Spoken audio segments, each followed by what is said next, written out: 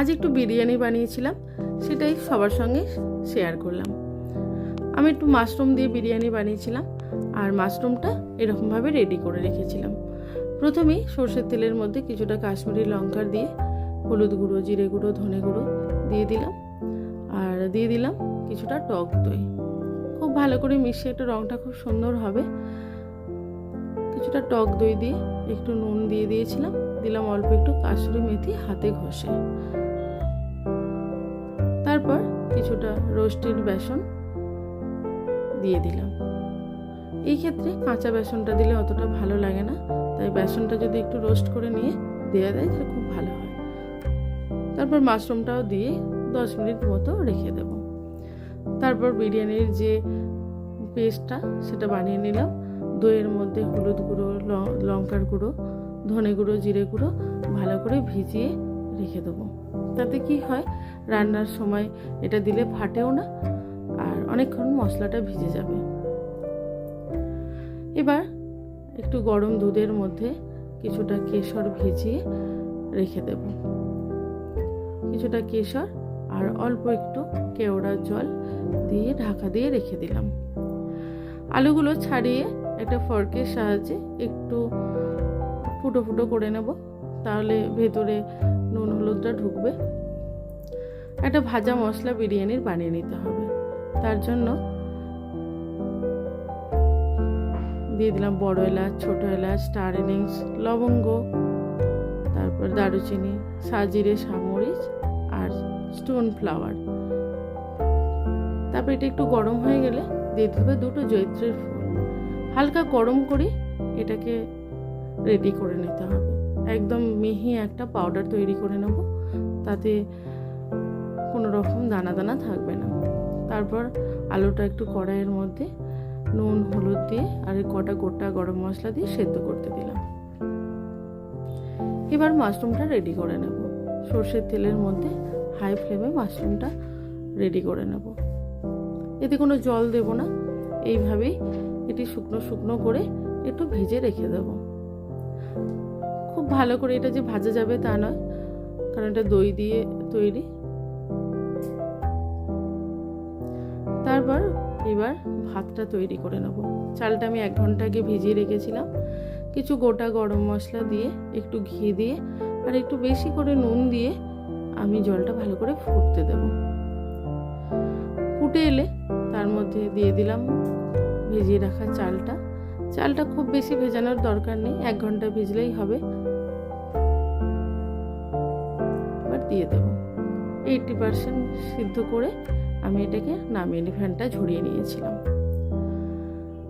এরপর আমি মশলাটা বানিয়ে নেব বিরিয়ানির। তার জন্য আলুগুলো প্রথমে ভেজে নিলাম, সর্ষের তেলের মধ্যেই ভেজে নিলাম। আলুটা আমার মোটামুটি সেদ্ধ হয়ে গেছে। এমন সেদ্ধ হতে হবে যেন ভেঙে না যায়, সেইভাবে সেদ্ধ করতে হবে। লাল লাল করে পুরো ভেজে নেব, ভেজে তুলে রাখবো। বিরিয়ানির আলুটা খেতে সত্যি খুব ভালো লাগে। তারপর আবারও একটু তেল দেব, যে কোনো কুকিং অয়েল দিলেই হয়। তার মধ্যে দিয়ে দিলাম কিছুটা ঘি। এটা খুব ভালো করে নাড়িয়ে গোটা গরম মশলা, তেজপাতা, দুটো স্টার এনিংস, তারপর এলাচ, লবঙ্গ, দারুচিনি ফোড়ন দিয়ে দিলাম। ফোড়নটা হয়ে গেলে তার মধ্যে দিয়ে দিলাম আদা বাটা। আদা বাটাটা খুব ভালো করে হয়ে গেলে তারপর দইয়ে ভেজানো যে মশলা সেটা দিয়ে দিলাম। সেটা দিয়ে খুব ভালো করে কষিয়ে নেব। কষিয়ে ওর জলটা দিয়েও কষিয়ে নেব। তারপর রেডি হয়ে গেলে বিরিয়ানির যে মশলা সেটা একটু দিয়ে দিলাম। বিরিয়ানির মশলাটা ভালো করে দিয়ে কষিয়ে নেব। মশলাটা খুব ভালো করে কষা হয়ে গেলে যখন উপরে তেলটা ঠিক ভেসে উঠবে, সেই সময় আলুগুলো দিয়ে দিতে হবে। আলুটা দিয়ে একটু জল দিয়ে একটু ঢাকা দিয়ে ফুটতে দিলাম। 50% মতো তুলে রেখে দেবো। যখন লেয়ার দেব তখন এটা আবার ব্যবহার করব। এর উপরে সিদ্ধ করা যে ভাতটা সেটা দিয়ে দিলাম। তারপর দিয়ে দিলাম ওই মাশরুমটা বানিয়ে রেখেছিলাম সেটা দিয়ে দিলাম। তারপর বিরিয়ানির মশলাটা ঘরে বানানো সেটা দিয়ে দিলাম 2 চামচ, দিয়ে দিলাম জাফরান ভেজানো জল বা ভেজানো দুধটা হাফটা দিয়ে দিলাম। এবার একটু বেশি করে ঘি দিয়ে দেব।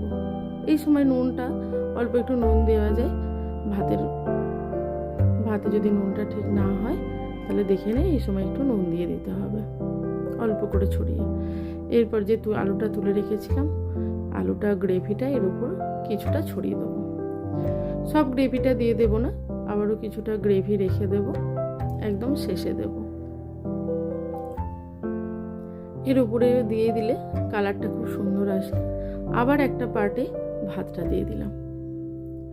তারপরে এরকম ঘি, বিরিয়ানির মশলা, তারপর দিয়ে দিলাম কেশর ভেজানো দুধটা, আর যে গ্রেভিটা ছিল সেটা উপরে দিয়ে দিলাম। এবার যে মাশরুমের ভাজাটা বেজেছিল সেটা এর উপরে দিয়ে দিলাম। এবার যে জলের মধ্যে যে গোটা গরম মশলাগুলো ছিল সেগুলো এর উপরে দিয়ে ডাইরেক্ট গ্যাসেরতে বসাবো না, একটা তাওয়ার উপরে এটা বসিয়ে নেব। 10 মিনিট মতো হাই ফ্লেমে দিয়ে তারপর একদম ফ্লেমটা কমিয়ে অন্ততপক্ষে 30 মিনিট পরের মতো এটা দমে রেখে দেব।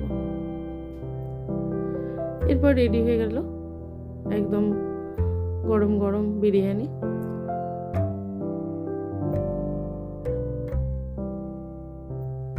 যদি ভালো লাগে তাহলে লাইক, শেয়ার এবং সাবস্ক্রাইব করে দেবেন।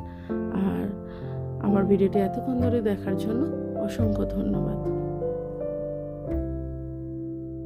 একজন আমাকে কমেন্টে লিখেছিলেন বিরিয়ানি শেয়ার করার জন্য, তাই করলাম। তার দেখে অবশ্যই ভালো লাগবে।